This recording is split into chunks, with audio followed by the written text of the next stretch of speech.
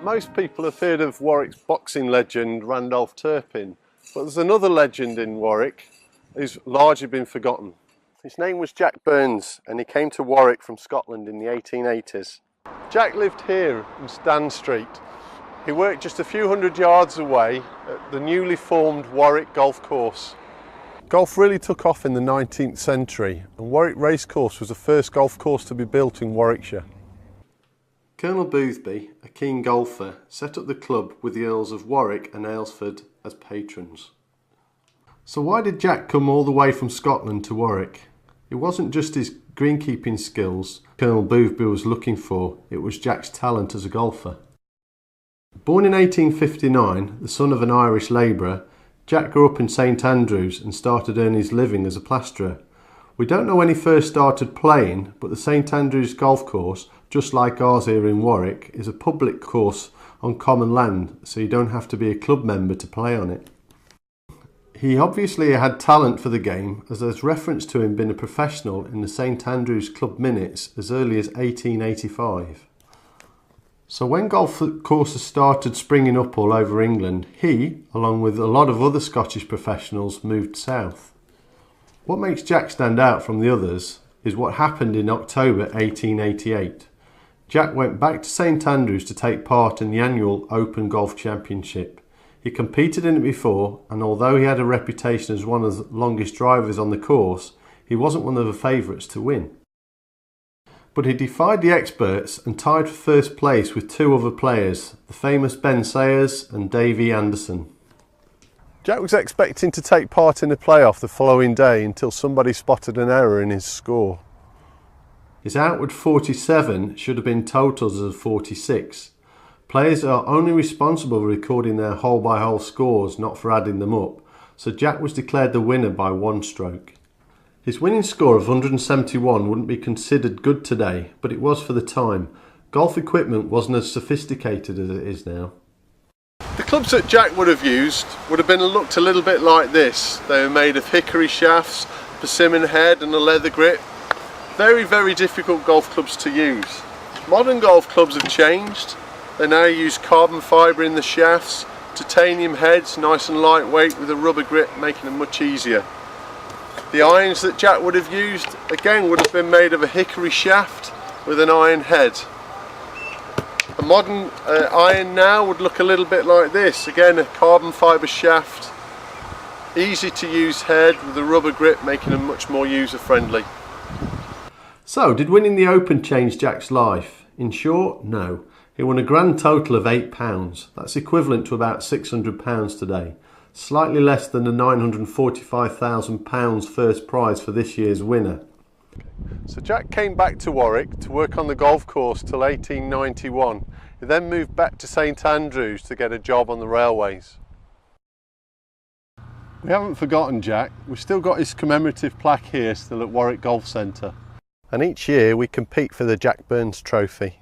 Golf has been played at Warwick Golf Course ever since. The course has moved slightly since Jack looked after it, but it's still a lovely 9-hole golf course. So if you think you could be the next Jack Burns, Warwick Golf Centre is a great place to start.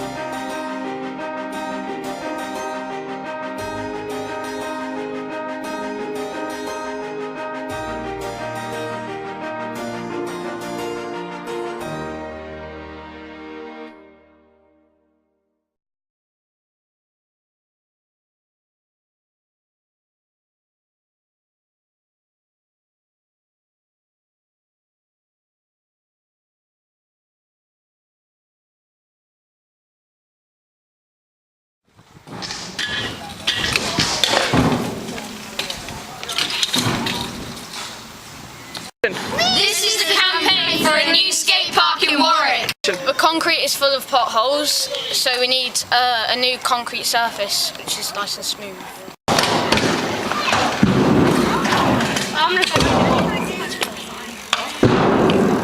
The ramps are rubbish. We need concrete ramps, which are better.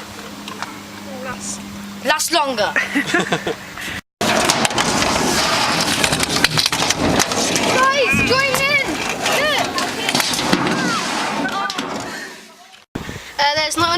space for all of us to share, so we could have more area. Oh, look at this! Oh, sorry.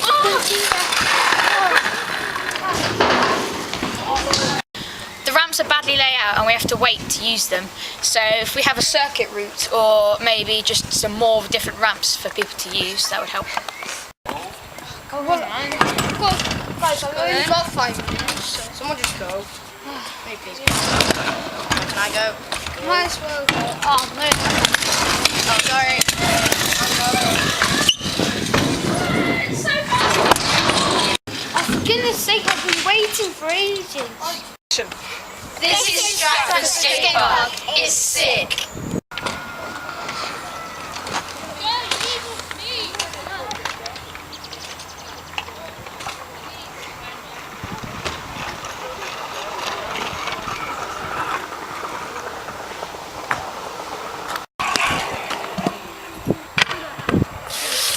This is concrete. It is smooth, safe, dry, and epic.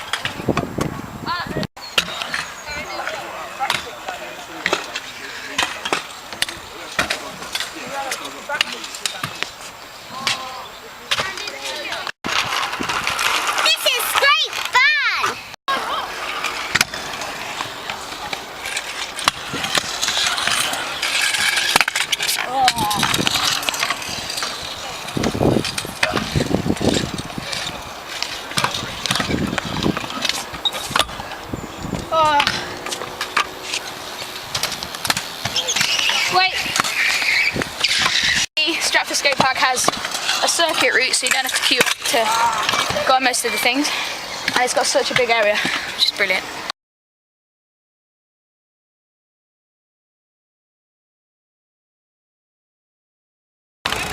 This is Kenilworth Skate Park. It's sick.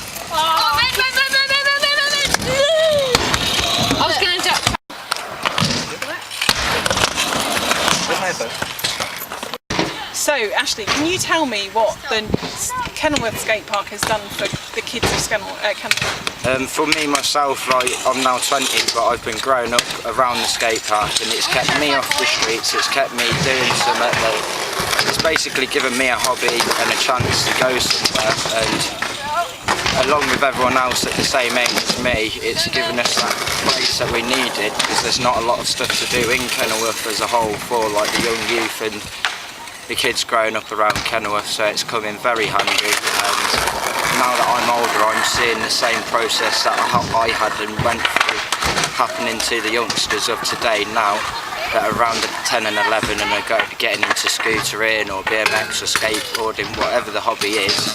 It's all an extreme sport and it's great for the community as a whole because it keeps you off the streets, stops like violence going on and just general trashing the place up really.